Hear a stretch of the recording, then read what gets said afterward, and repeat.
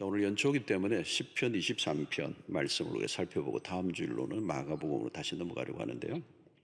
시편 23편은 우리의 인생의 전체를 보여주는 이제 그런 우리 익숙한 그런 시입니다. 다윗의 생애 전체가 사실 이 6절 안에 다 들어 있습니다. 또 이 시편 23편을 보면 하루의 삶도 이 시편 1편 안에 다 있어요. 그리고 1년으로 4계절을 나누어도 이 시편 23편이 다 보이고요. 그리고 인생을 전체를 나누어도 이렇게 1절부터 6절까지가 잘 이렇게 정리되어 있는 듯한 느낌이 듭니다. 다윗의 시는 책상 위에서 이렇게 뭐 끌적끌적하는 그런 시가 아니고요. 삶의 채취가 묻어나는 치열한 그런 시로 보여집니다. 우리 23편은 많이 알려져 있는데 22편은 알려지지 않은 편이죠. 22편은 하나님의 부재, 하나님이 계시지 않는 듯한 극심한 고통을 겪고 있는, 사실은 예수 그리스도의 십자가에 그 매달린 사건을 연상하게 하는 그런 시입니다. 22편은 하나님의 부재라면 23편은 하나님의 임재에 초점을 둔 그런 시입니다. 그래서 23편도 어떻게 보면 좀 평온해 보이지만 안으로 들어가 보면 혹독한 또 치열함이 보이는 그런 시인데요. 이 23편을 보면 우리의 인생의 가이드라인이 다 이제 들어가 있습니다.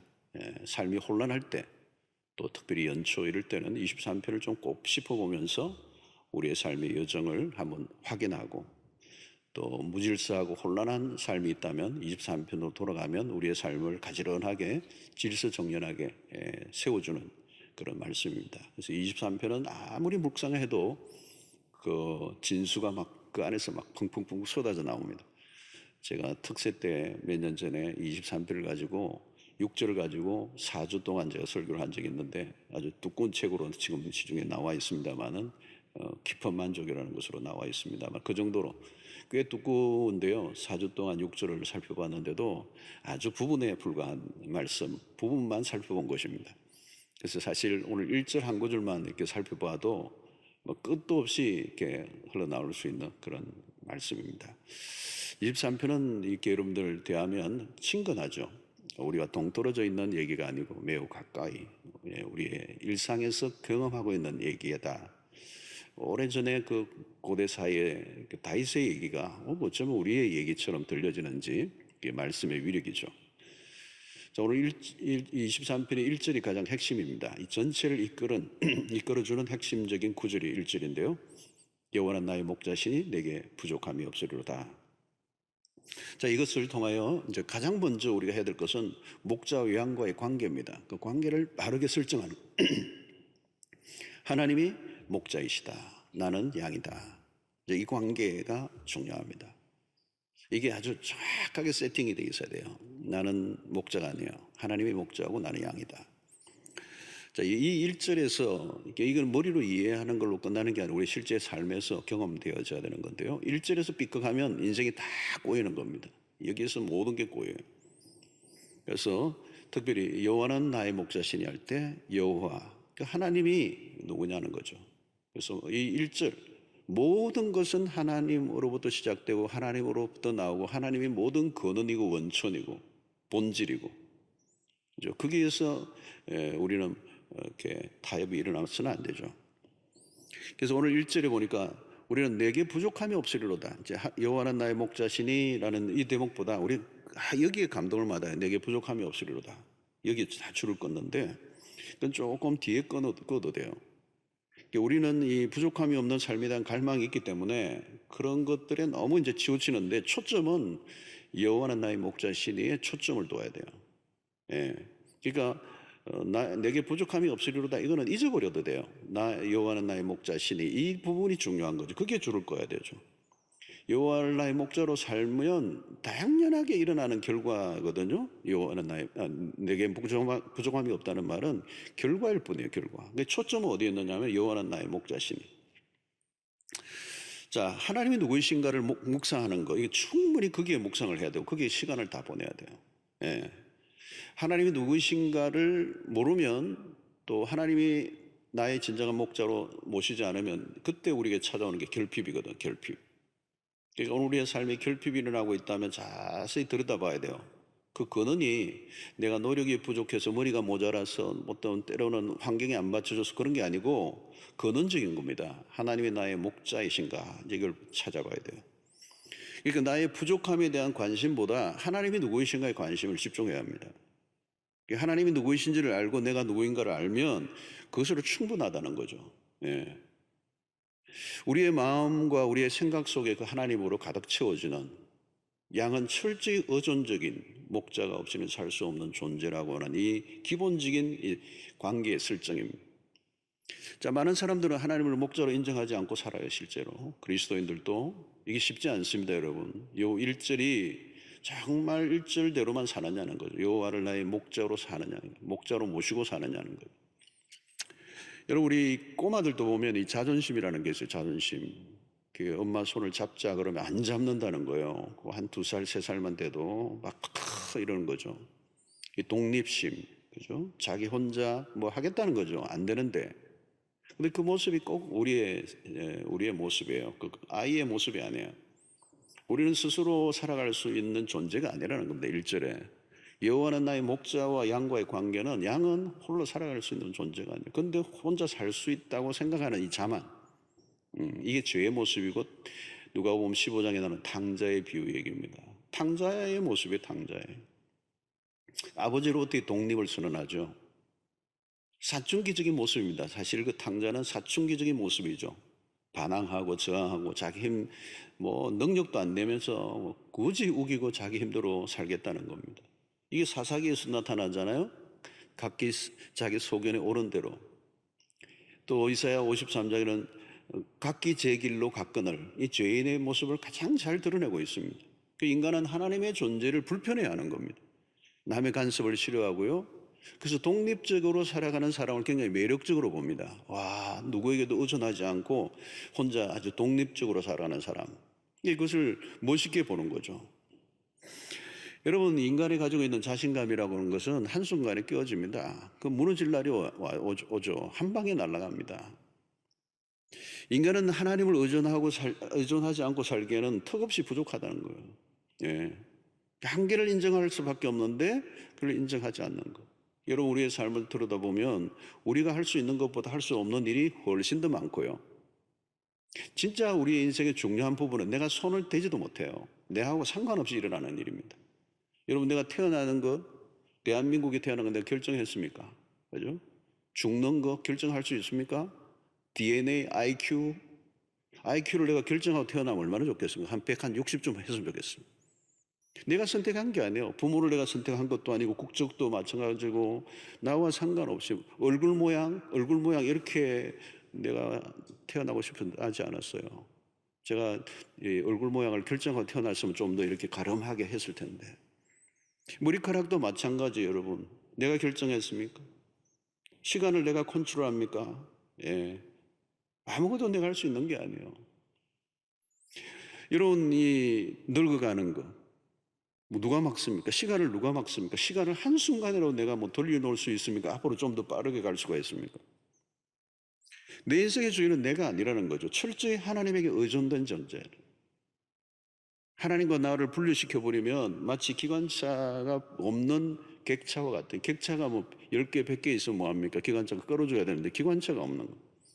하나님과 우리의 관계는 창조주와 피조물의 관계, 목자와 양과의 관계. 이거는 불가분리의 관계고 인간은 철저히 의존된 존재다. 하나님이 우리의 인생의 마스터 플래너가 되시고 우리의 인생을 끌어가신다는 거죠. 그래서 인간은 하나님에게 전적으로 의존될 때 비로소 온전해진다는 거예요. 그 C.S. 루이스는 유명한 예로 해서 인간의 최대 존엄성은 어디에 있느냐? 주도권이 아니라 반응에 있다는 반응. 인간의 존엄성이 주도하는 데 있는 것 같지만 그렇지 않다는 게 반응.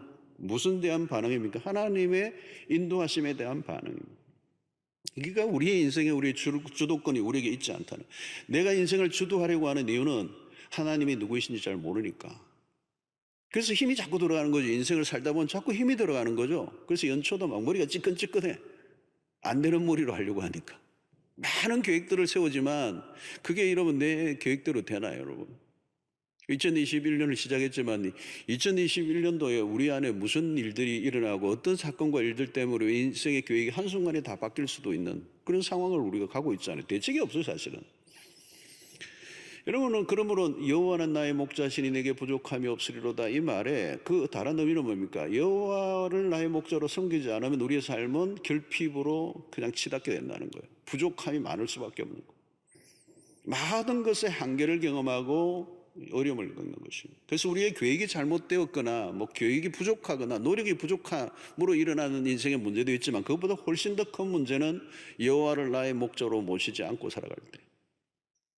그러면 모든 것이 정상적으로 돌아가지 않는다는 거예요. 양은 목자의 인도를 받으면 돼요. 양이 똑똑할 필요 없습니다, 여러분. 양이 할 일은 인도를 받는 거예요.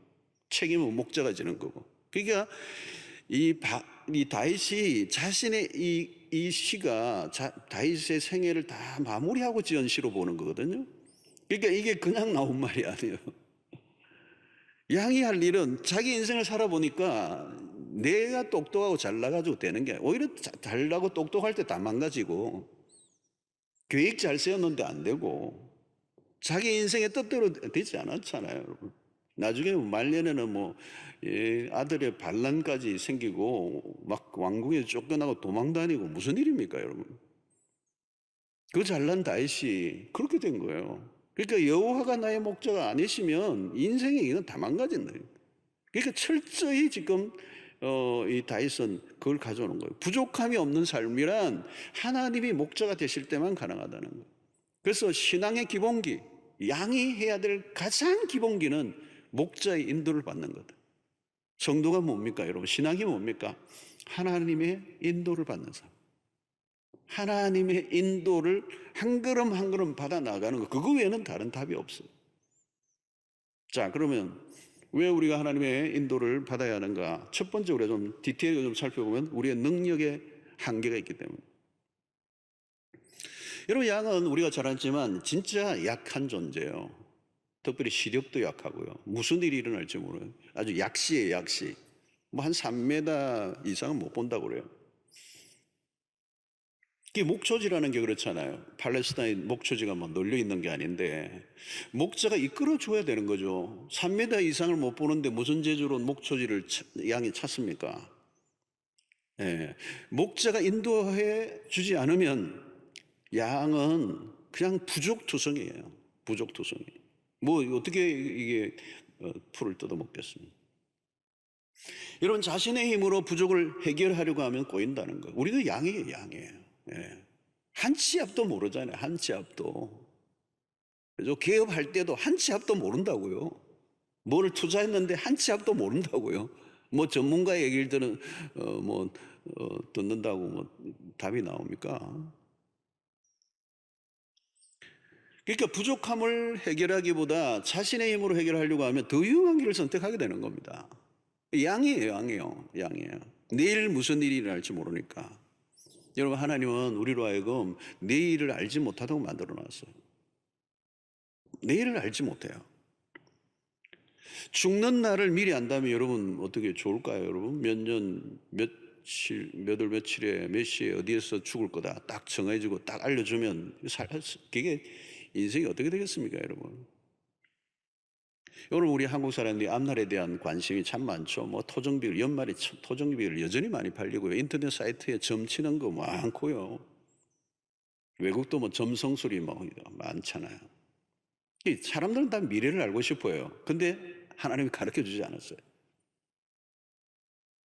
여러분, 미래를 알면요, 미래를 안다는 말은 그건 초월자입니다. 초월자.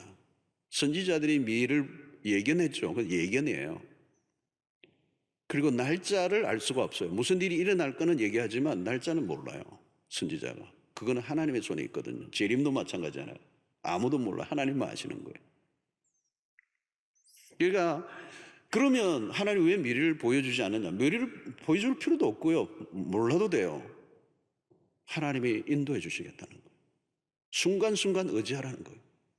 하나님이 아브라함을 부르셨을 때는 미래를 다 보여주지 않았습니다. 미래를 알 필요가 없어요. 미래를 주관하시는 분의 인도를 받으면 돼요. 그래서 창세기 12장 1절에 아브라함을 부르실 때 그 뒤에 보면 그랬잖아요. 내가 내게 지시할 땅으로 가라 그랬잖아요. 그죠? 이게 말은 뭡니까? 너는 그냥 순종을 해라는 거죠. 내가 지시를 하면 순종해. 그 다음에 인도해 주겠다. 이게 순종이 먼저고 그 다음에 하나님이 인도해. 순종 안 하면 인도 못 받아요. 그러니까 여러분, 하나님의 인도를 잘 받기만 하면 미래에 대해서 걱정할 것이 없습니다. 주님은 내일 일을 염려하지 말라는 거예요. 왜 염려가 생깁니까? 인도를 자기가 하려고 하니까. 인도자가 없어. 인도자를 인정 안 하니까 인도자가 없는 거죠. 자기 힘으로 인생을 살아가는 거죠. 여러분, 하나님의 인도가 없이도 어느 정도는 살 수가 있죠. 그러나 곧 길이 막히게 돼 있습니다. 내 능력이 안 통하는 때가 온다는 거죠. 여러분, 하나님의 인도를 불편하게 여기는 사람들이 있습니다. 그것은 자존심, 자기 자존심이고 고집이죠, 고집. 인도를 거부하는 거, 거부하는 거. 여러분, 아프면 병원에 가서 몸을 내보여야 합니다. 의사에게 몸을 다 보이는 게 이렇게 기분 좋은 일은 아니지만 살아야죠, 그죠? 보여야 합니다. 1절의 말씀은 간단 명료한 고백이에요. 삶은 능력이 아니라 태도예요. 자신의 능력을 너무 믿지 말라는 거죠. 좋은 양은 머리가 영리한 양이 아닙니다. 인도를 잘 받는 양입니다. 인도를 받는 게 능력이라는 거죠. 여러분, 어떻게 인도를 받죠? 목자는 양들의 음성을 듣는다. 요한복음 10장 4절의 말씀이죠. 자기 양을 다 내어놓은 후에 앞서가면 목자가 먼저 앞서가는 거죠. 그러면 양들이 그의 음성을 아는 거로 따라오되, 양은 목자의 음성을 듣고 따라가면 되는 거예요. 그러니까 목자가 앞서고 있잖아요. 목자 앞에 가면 인도를 못 받죠. 양들은 목자의 음성을 듣고 따라갑니다. 신기한 것은 양은 목자의 음성을 알아요. 하나님의 음성을 듣고 인도를 받는가 받지 않는가, 여기에서 하나님의 백성인가 아닌가가 차이가 나요. 그래서 하나님의 말씀이 전해질 때 그것을 알아듣는 사람은 하나님의 백성이에요. 못 알아듣는 사람은 사실은 그 목자의 양이 아닌 거예요. 말씀이 안 들려. 그럼 창세기 12장 4절을 보십시오. 아브라함을 보십시오. 어떻게 인도를 받습니까? 이에 아브라함이 여호와의 말씀을 따라갔고 그랬어요. 그 1절에 하나님이 부르셨잖아요. 내가 내게 지시할 땅으로 가라. 어딘지 몰라요. 근데 일단 떠났어요. 근데 하나님이 떠난 순간에 말씀을 통하여 그를 인도하는 거죠. 그러니까 오늘 여기 보니까 여호와의 말씀을 따라갔다는 거예요. 롯도 그와 함께 갔으며, 이 롯도가 여기 나오는데, 롯도 그와 함께 갔으며, 여러분, 요 롯은 말씀을 따라간 게 아니에요. 삼촌 따라간 거고, 나중에는 삼촌도 버렸잖아요. 그러니까 길이 막혀버렸어요. 여러분, 오늘 하나님은 말씀으로 인도하시죠. 말씀으로. 이 광야라고 하는 단어를 히브리어로 미드바르라고 하는 단어를 써요. 미드바르. 근데 이 단어를 뜻하는 또 다른 다바르라고 하는 와 같은 어원인데, 이 다바르는 무슨 말이냐? 말씀을 뜻하는 거예요. 광야라고 하는 미드바르와 말씀이라는 다바르가 어원이 같아요. 의미가 있는 거죠, 여러분. 이 말은 뭡니까? 광야에서 필요한 것은 잡다한 지식이나 정보나 처세술이 아니라는 거예요. 광야에서 하나님의 말씀이 들려야 되네요. 들리지 않으면 길을 잃어버린다. 말씀이 끊기면 죽는 겁니다. 하나님의 인도를 받으면 걱정할 것이 없지만 광야에서 말씀이 들려지지 않으면 죽는다. 이건 너무너무 명확한 것이죠. 하나님은 광야에서 당신의 백성들의 떡을 먹이셨죠. 이스라엘 백성들의 떡을 먹이셨어요. 광야에서 진짜 떡은 사실은 그 떡이 아니에요. 그 떡을 통하여 그 떡의 근원, 원천이신 하나님이죠. 그래서 요한복음 6장 58절에 예수님이 이렇게 얘기했어요. 이것은 하늘에서 내려온 떡이니 조상들이 먹고도 죽은 그것과 같지 않다. 그러니까 이스라엘 백성들은 광야에서 떡을 먹고도 죽었어요. 그 떡만이 자신의 생명을 보존하는 줄로 알았는 거죠. 진짜 떡은 뭐냐? 오늘 여기도 마찬가지요. 예수님이 진짜 떡인 거죠. 하나님이 진짜 떡인 거죠. 그래서 이스라엘 백성들은 광야에서 40년을 방황했습니다. 40일 광야에서 예수님은요, 광야에서 금식을 하신 다음에 사탄이 돌이 떡이 되게 하시는 그 시험에 어떻게 반응하셔? 떡으로 사는 것이 아니고 하나님의 입에서 나오는 말씀으로 살 것이니라. 그렇게 응수하셨죠.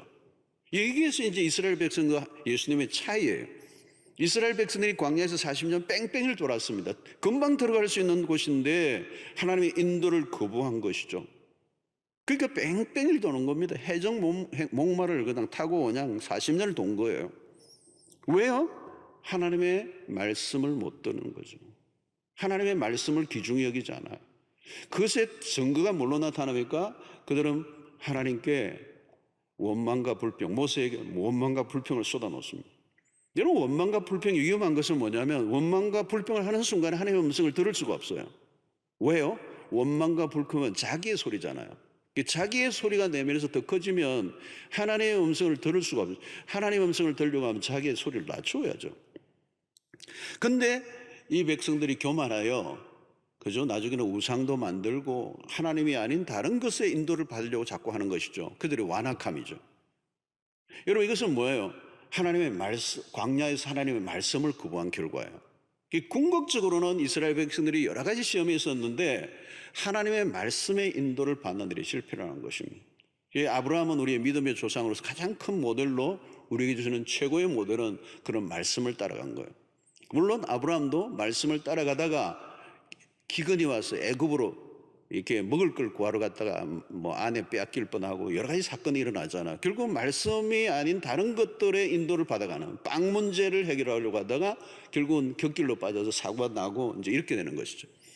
그래서 오늘 우리는 연약하기 때문에 순간순간 앞길을 모르는데 자기 재주 잔재주 피우지 말고 하나님의 인도, 하나님의 인도는 뭘로? 말씀을 통하여. 말씀 없으면 우리 광야에서 못 삽니다. 말씀이 우리의 빛이잖아요. 우리의 길의 빛이 되는 거예요. 주의 말씀은 내 발의 등이요 내 길의 빛이니다. 그 말씀이죠. 여러분, 이 한 해 동안 아주 작은 일을 통해서도 하나님의 인도를 받으셔야 돼요. 하나님의 인도를 받아야 돼요. 어떻게 해요? 말씀을 통하여. 자, 또 우리가 하나님의 인도를 받아야 될 이유는 변화무쌍한 세상의 환경 때문입니다. 오늘 4절도 보십시오. 내가 사망의 엄침한 골짜기로 다닐지라도 해를 두려워하지 않을 것을 주께서 나와 함께 하심이라. 주의 지팡이와 막대기가 나를 안위하시나이다. 광야는요 수시로 상황이 변해요. 변덕스러워요. 예측을 할 수가 없어요. 기후도 뭐 이게 일교차가 너무 크죠. 그래서 이스라엘 백성들이 불기둥과 구름 기둥으로 이렇게 하셨던 것도 일교차가 너무 큰 거예요. 장애물들이 나타나면 맹수들의 위협이 있고요. 또 이 산악 지역들, 이 지형이 거칠어요. 그래서 자칫하면 뭐 낭떠러지가 떨어지면 낙사할 수도 있고 이 생명을 위협하는 일들이 많이 일어났다는 거. 그래서 오늘 여기 보면 다윗도 사망의 엄침한 골짜기. 그래서 자신의 인생의 사망, 다시 말하면 생명을 위협하는 일들이 일어났다는 거. 여러분, 우리 인생 가운데도 이 생명을 위협하는 일들, 그죠? 우리 인생이 얼마나 변수로 가득합니까? 나도 모르게 벼랑 끝에 서잖아요. 위협적인 사건들이 한순간에 휘몰아쳐 오는. 여러분, 2021년도 한 해 동안에 우리의 삶 속에 무슨 일이 날지 노바디는 아무도 몰라요. 오늘 안전하다고 내일 안전할 수 있을까? 모르겠어요, 여러분. 사람들이 왜 보험을 이렇게 많이 들고 보험 종류가 왜 그렇게 많습니까? 삶의 수없는 변수들 때문에 그 두려움이 오니까 보험에 드는 거예요, 사실은. 그래서 보험은 사실은 사람들에게 두려움을 주는 거예요. 그래서 안전을 사라는 거예요, 돈으로. 그래서 오늘 현대인들은 두려움에 갇혀 살고요, 염려를 운명처럼 끌어안고 살고요, 불안이 일상이 돼 있어요. 그렇지 않아요, 여러분? 내가 아무리 잘해도 악한 자들에 의해서 내몰릴 때가 있습니다. 괜히 미워하고 터집을 잡고 애매하게 나를 막 코너로 몰고. 여러분, 오늘 마귀는 신자들의 삶을 위협하는 존재입니다. 넘어뜨리려고 기회를 찾고 있습니다. 구약의 욥은 한순간에 이 사탄이 절망의 골짜기로 밀어넣었잖아요. 욥뿐입니까? 요셉도 마찬가지죠. 우리가 지난주에 살펴보았지만 자신과 상관없는 그런 불행한 일에 연루되어서 계속 연속적으로 꼬이는 거예요. 삶이란 이런 겁니다. 한순간에 흔들릴 수 있다는 겁니다. 예수를 잘 믿는다고 해서 뭐 어려운 일이 없습니까? 여전히 어려움에 노출됩니다. 다윗은 사망의 골짜기를 다녔던 거죠. 죽을 고비를 여러 번 넘겼습니다. 여러분, 양들이라는 게 이런 거예요. 양들의 존재도 마찬가지예요. 언제나 이 연약한 존재이기 때문에 두려움은 숙명과 같은 거예요. 늘 두려워할 수밖에 없는 존재. 여러분, 이 두려움을 이기는 일은 간단하지 않아요, 여러분. 최근에 우리 특서에서 제가 두려움도 좀 많이 다루고 있는데 간단한 문제가 아니에요. 여러분, 두려움으로 극복하는 게 쉽지 않아요. 세상은 심리적 요법을 얘기하지만 심리적 요법으로 됩니까? 두려움이 상황이 몰려오면 딱 하나요. 그 두려움의 그 사이즈보다 그 상황보다 훨씬 더 강력한 어떤 힘이 나와 함께 해줘야 돼요. 그러지 않고 못 이겨요. 그래서 오늘 여기서는 뭐라고 하니까 내가 사망의 엄침한 골짜기를 다닐지라도 해를 두려워하지 않을까. 주께서 나와 함께 하시면. 이게 답이에요. 이게 답이에요. 그러니까 여기서 주께서 나와 함께 하심이라는 이 단어는, 이 말씀은 추상적인 언어가 아니에요. 다윗에게 있어서는. 추상적인 하나님으로는 이 거친 척박한 그리고 부딪힌 혹독한 시련을 이겨낼 길이 없습니다. 그래서 신앙이 여러분 추상화되어 있는 분들은 어려움이 오면 대책이 없어요. 보통 때는 뭐 성경 공부하고 뭐 끄덕끄덕하고 다 아는 것 같은데 추상적으로, 개념적으로, 철학적으로, 사상적으로, 이념적으로 이해하고 있으면 안 되는 거예요. 지식적인 하나님 아무 소용 없습니다. 지식이 여러분 어떤 때는 우리를 더 비겁하게 만들고요. 이 주께서 나와 함께 하심이라, 이것은 하나님의 임재잖아요. 하나님의 임재. 여러분, 이 하나님의 임재를 언제 느낍니까? 하나님의 임재 가운데서 깊은 임재를 경험한다는 게 어떤 것입니까?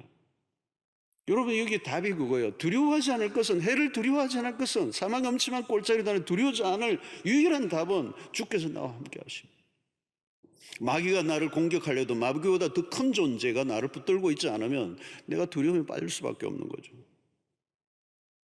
여러분, 하나님의 임재라고 하는 것은 우리의 삶 속에서 날마다 경험되어져야 합니다. 어떤 때는 길을 걸으면서, 밥을 먹으면서, 가족들이 대화하면서, 일을 하면서, 때로는 병상에 누워있는 가운데서도, 우리의 삶의 절박한 그 속에서도 끊임없이 우리는 하나님의 임재, 그분은 나와 함께 하신다. 그 주님의 임재를 우리가 느끼고 경험하고 산다면 더 이상 사망의 엄침한 골짜기도 우리에게 두려움을 줄 수가 없는 것입니다.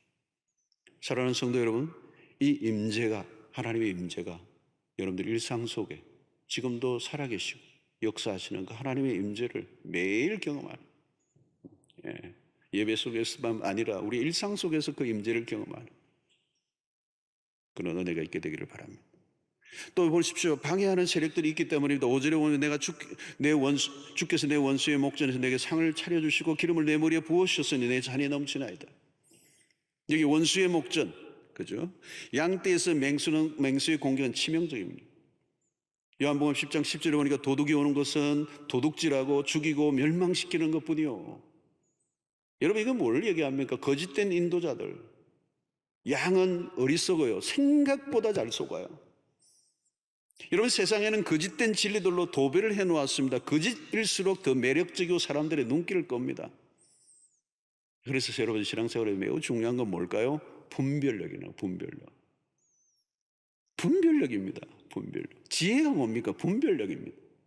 왜 고생합니까? 분별력이 없어서 그렇잖아요. 잘못 인도를 받는 거죠. 분별력이 없으니까. 하나님의 인도와 사탄의 인도를 분별해야 되는데, 여러분, 사고가 자주 일어나는 이유가 뭘까요? 분별이 쉽지 않다는 거예요. 사실은 쉽지 않아요. 여러분, 분별이 쉽지 않아요. 여러분, 이 사탄이 뭐예요? 거짓의 압이라고 그러잖아요. 거짓의 압이. 여러분, 그 말의 뜻이 뭔 것 같습니까? 진짜 잘 속인다는 거예요. 거짓의 압이라는, 압이.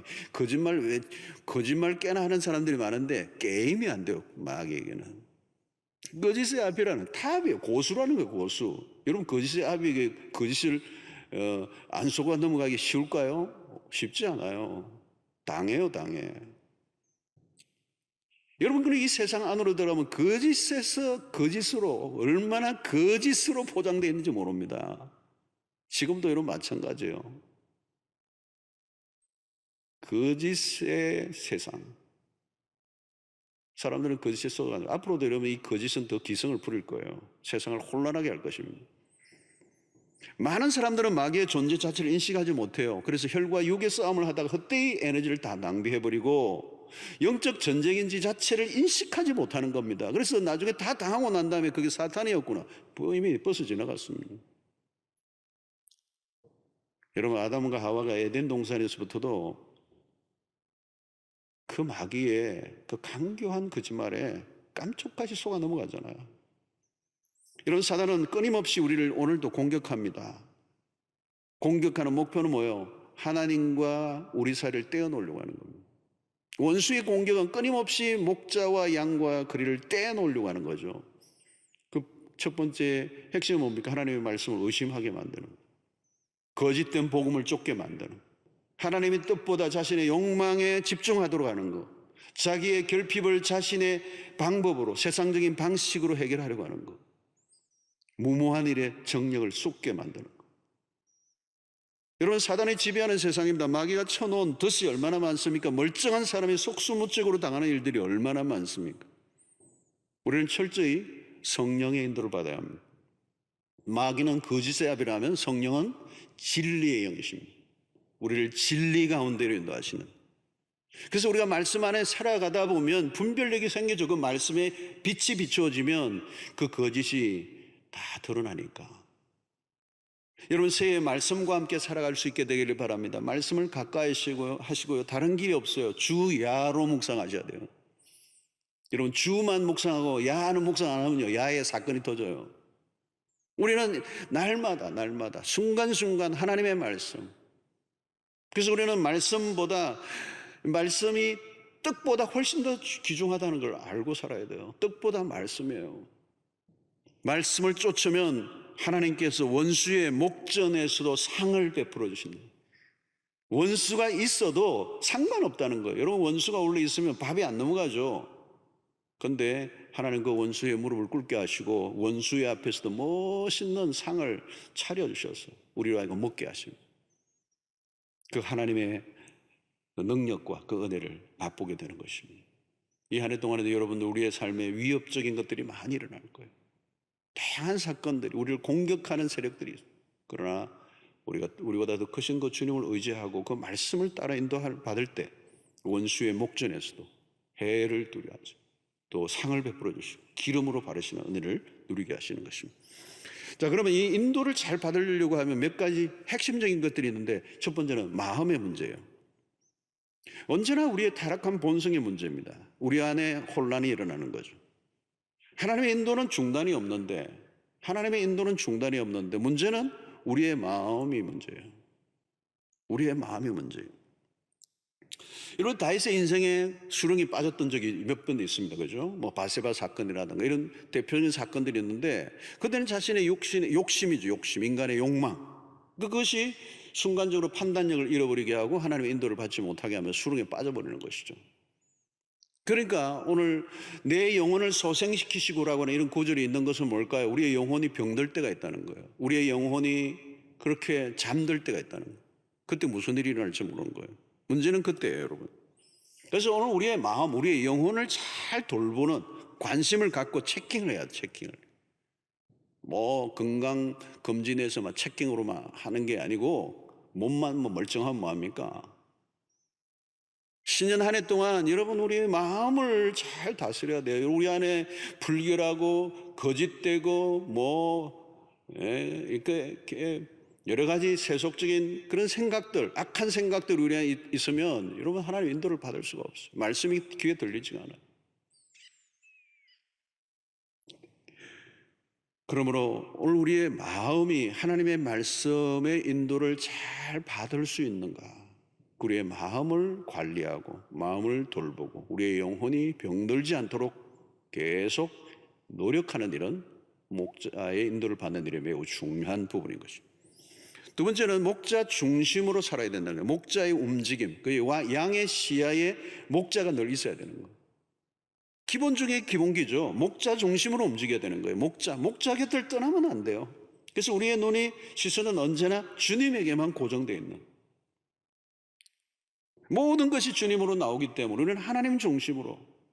근데 여러분, 자칫하면 목자를 놓쳐버려요. 먹고 사는 일에만 쫓기다 보면 하나님과 거리가 멀어집니다. 바쁘게 살다 보면 하나님 없이 열심히 사는 거죠. 우선순위가 사라진 겁니다.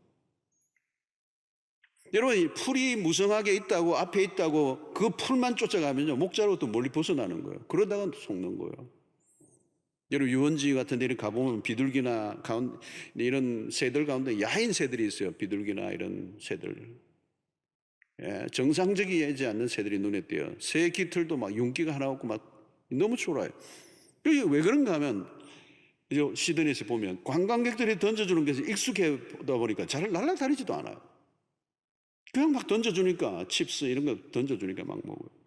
자연에서 만들어내는 다양한 벌레들을 잡아먹는 야성이 다 사라져요. 쓰레기통을 막 뒤지고 나중에는. 손쉬운 방법. 여러분, 우리가 예수 중심으로 산다는 거, 이게 우선은 불편한 일이에요. 힘든 일일 수도 있어요. 당장은 내 삶에 압박이 올 수도 있어요. 그러나 여러분, 우리의 삶의 중심의 축은 우리 먹고 사는 문제가 아니라 예수 중심, 믿음으로 살아가는 삶이 중심이 되어야 됩니다. 예수 중심으로 생각하고 예수 중심으로 직장 생활하고 예수의 중심으로 우리의 삶의 반경이 돌아가지 않으면 하나님의 인도를 언제든지 놓칠 수밖에 없고, 하나님의 인도를 놓치면 우리의 삶의 결핍은 도둑처럼 찾아오는 거예요. 사랑하는 성도들, 우리는 자존자가 아니라는 거예요. 그래서 우리는 죽어도 예수 중심으로, 하나님 중심으로 사는 우리의 일정이 있어야 하는 것입니다. 세 번째 우리가 생각할 것은 공동체 중심이에요. 양은 떼를 찢고 다는 거죠. 무리, 그죠? 공동체입니다. 무리를 떠나면 보호막이 사라지는 거예요. 그래서 공동체는 양의 생명과 직결이 됩니다. 그래서 제가 호주나 뉴질랜드 이렇게 제가 오래 있어 놓으니까 보면요, 뭐 반드시 떼입니다. 무리입니다. 무리, 공동체예요. 떨어져 있으면 안 돼요. 그건 생명을 보존받을 수 없어요. 여러분, 오늘 우리가 우리의 삶도 마찬가지입니다. 사단은 우리가 홀로 떨어져 있는 사람을 노리죠. 그래서 우리는 싫든 좋든 관계 안으로 들어가야 합니다. 공동체란 곧 주님이 역사하시는 현장이죠. 여러분, 이 공동체는 하나님의 처방이에요. 주님께서 우리 지상에 남겨놓으신, 부활하시고 승천하시면서 지상에 남겨놓으신 것이 공동체, 그리스도의 몸. 어설픈 교회라도 무교회주의자보다 훨씬 더 나아요, 여러분. 그래서 힘들고 어려워도 교회 공동체 중심으로 살아야 돼요. 제가 호주에 있을 때 이름만 얘기해도 여러분 다 알 수 있는 한국이 뭐 알려져 있는 유명한 무교회주의자 있습니다. 뭐 얘기만 하면 다 아실 분이에요. 그분의 딸이 저희 교회에 나왔어요. 그런데 이전에 신앙생활을 하지 않았어요. 뭐 아버지가 무교회주의니까 했겠습니까? 그런데 이분에게 하나밖에 없는 딸이 있었어요. 근데 뭐 그분의 무교회주의자의 손녀죠, 손녀. 근데 인생이 상당히 망가져 있었어요. 뭐 정말 안타까운 모습이에요. 근데 늦었지만 이분들이 이제 우리 교회에 나와서 이제 돌봄을 받게 된 거예요. 제가 그분을 보면서 그 가정을 보면서 많은 느낌이 있었어요. 지금도 그 가정을 보면 아리아리한 게 있어요. 여러분, 정말 하나님의 공동체라는 게 부족하고 흠결이 있어도 주님의 교회는 얼마나 고귀한지. 주님은 개인으로 인도하시기도 하지만 공동체를 통해서 이래요. 그래서 두세 사람이 내 이름으로 모인 곳에는 나도 그들 중에 있다. 하나님의 인도와 축복은 그런 공동체의 사람들을 통해서 우리에게 나타나는 거예요. 그래서 우리가 어떤 결정을 내릴 때도 혼자 하지 않고 공동체 지체들과 함께 기도하고 의논하고 해보세요. 진짜 복이에요, 그게. 새해는 여러분 사랑방 모임을 적극적으로 좀 해보시기 바랍니다. 우리 교회는 사랑방이라고 하는데 어느 교회는 목장이라고 그러죠. 목장. 의미가 좋죠. 목자가 돌보는 양떼들의 모임. 그곳에서 보호를 받고 영적으로 성장할 수 있는 거죠. 신앙이 빠르게 자랍니다, 여러분. 여러분, 신자들에게 풀을 뜯을 수 있는 초장은 두 군데요. 주일날 예배 그리고 사랑방 모임입니다. 그 안에서 주님의 임재를 느끼는 거예요. 주님이 그곳에 함께 하시는 거예요. 인격적 친밀성이 일어나는 것도 소그룹이에요. 그 안에서 영적으로 많은 공급을 받을 수 있습니다. 코로나 시기에도 여러분 건강한 사랑방에 속해 있으면요 끄떡 없습니다. 사랑방 안에서 삶의 방향을 발견하고 서로 위로하고 교제하고 하나님의 인도를 받는 거죠. 사랑하는 성도 여러분, 사랑방 안으로 들어가셔야 돼요. 그룹 안으로 들어가셔야 돼요. 공동체 안에서 보호를 받으셔야 돼요. 자, 오늘 이 구절을 정리하면 하나님은 목자시고 우리는 양이다. 하나님이 인도하는 삶이 우리의 삶의 기본이에요. 왜 조난 사고들이 많은가요? 인도자 없는 여행, 인도자 없는 항해, 인도자 없는 등반. 되게 사람들은 왜 나에게 이런 시련이 왔습니까? 여러분 좀 더 거슬러 올라가 보세요. 그 일들을 결정하기 전에 하나님께 물었느냐는 거죠. 하나님의 인도를 구했느냐는 거죠. 인도자가 없는 여행 위험한 것이죠, 여러분.